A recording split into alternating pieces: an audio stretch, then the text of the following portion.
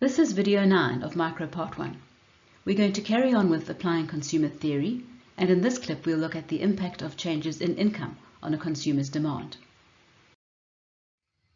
Let's briefly recap. In the previous clip, we used indifference curve and budget line analysis to derive the consumer's demand curve. We saw that by varying the price of a good, the consumer would shift to a new optimal bundle, and that those price-quantity combinations on each optimal bundle would give us the demand curve. A change in price would lead to a change in quantity demanded, in other words, a shift along the demand curve, other things kept equal, or ceteris paribus. Now, the things we've been holding constant until now are the prices of other goods and the consumer's income. Now we will look at how changes in income affect the consumer's demand curve.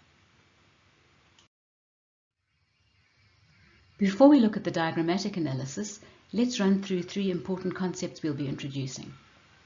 The Engel curve shows the relationship between the quantity demanded of a good and income, holding prices constant.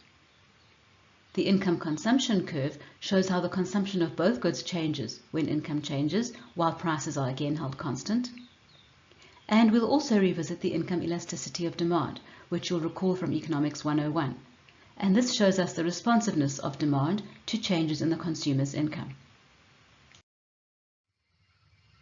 We're going to begin with the same example as before of our consumer, Mimi, who spends all of her income on wine and beer. We have her budget line as we drew it before, showing us the combinations of the two goods she can afford at her initial budget. And we have the prices of beer and of wine at $12 and $35 respectively, as well as her income at $420. Now this time we're going to see what happens when her income changes, and we're going to keep the prices constant. So at those prices and with her given income level, she will consume at bundle E1, her optimal consumption point, giving us the quantity of beer of 26.7, and we're not really interested in her wine consumption because we're looking at the beer demand curve, but we can see that on the top panel as well. So before we increase Mimi's income, note that in our panels on the right-hand side, we've introduced a third one. So we have our indifference curve and budget line in the top panel, then the demand curve, and beneath that we've added a set of axes where we are going to add our Engel curve. Remember, the Engel curve is going to plot income against the quantity demanded of the good, holding the price constant. So we have Mimi's budget line and her optimal consumption bundle given the prices. We have her demand curve as we derived in the previous video clip. Now let's see what happens when her income goes up from $420 to $628. This is going to shift out her budget line, and you can see in the top diagram it's moved out to a new position reflecting greater combinations of both goods that she can now afford at her new income level. The slope of the budget line is unchanged because the relative prices of the two goods have not changed. At the new income level, she can now afford to reach a higher indifference curve. So her optimal consumption bundle now will be E2 on indifference curve I2. Bundle E2 in the top diagram tells us that keeping the prices constant, with her increased income, at the constant price of beer, she's going to demand more beer. In fact, she'll also demand more wine, but for now we focused on the beer consumption. So, with her higher income, her quantity of beer consumed is going to increase. On the demand curve panel in the center, this in fact corresponds to a shift outwards of the demand curve to a new position, D2. We could derive D2 in the same way we derived D1 in the previous video clip, by holding her income constant at the new level, varying the price, and then seeing how E2 shifted for different beer prices. But we're not going to do that. Just understand that we've derived D2 in the same way as D1. And the increase in income has led to a shift outwards of the demand curve. In our bottom panel, we now have 2 points to plot on the Engel curve. The Engel curve is going to plot income against beer. We don't worry about wine. The Engel curve only applies to the one good. So we had E1 corresponding to her initial income level. At the higher income level, we've got E2, a second point on our Engel curve. Let's increase Mimi's income again and see the impacts of that.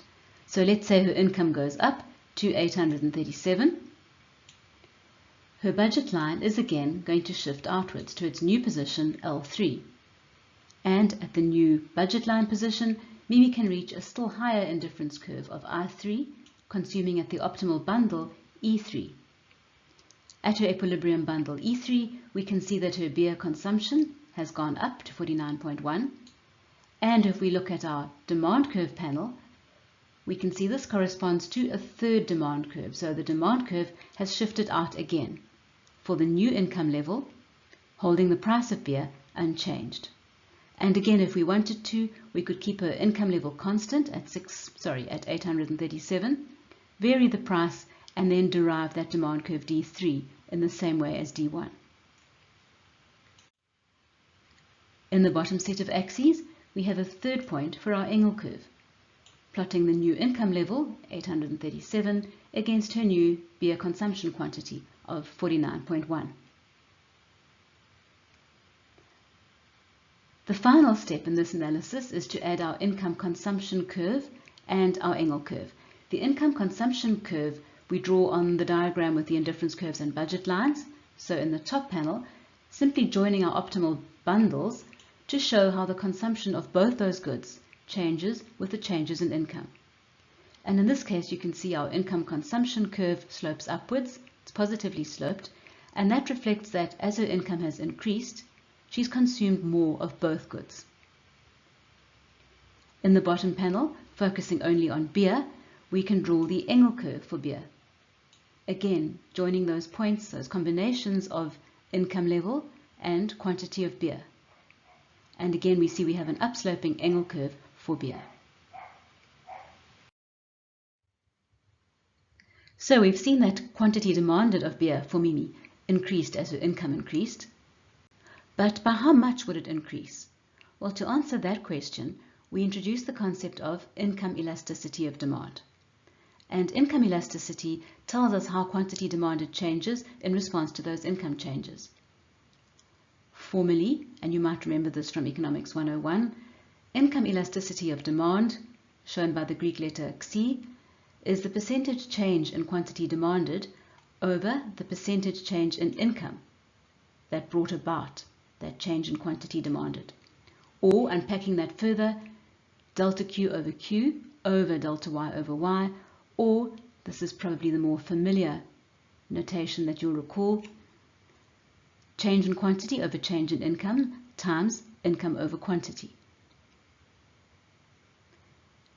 So to give a very simple example, if income goes up by 1% and that increase results in a 3% increase in quantity demanded, then the consumer's income elasticity of demand for that good would be 3%, percentage change in quantity, over 1%, the percentage change in income, which gives us 3. In other words, an increase in income will bring about a threefold increase in quantity demanded. We can work out income elasticity values for Mimi based on our example. We can work out that her income elasticity of demand for beer is 0.88 and for wine is 1.38.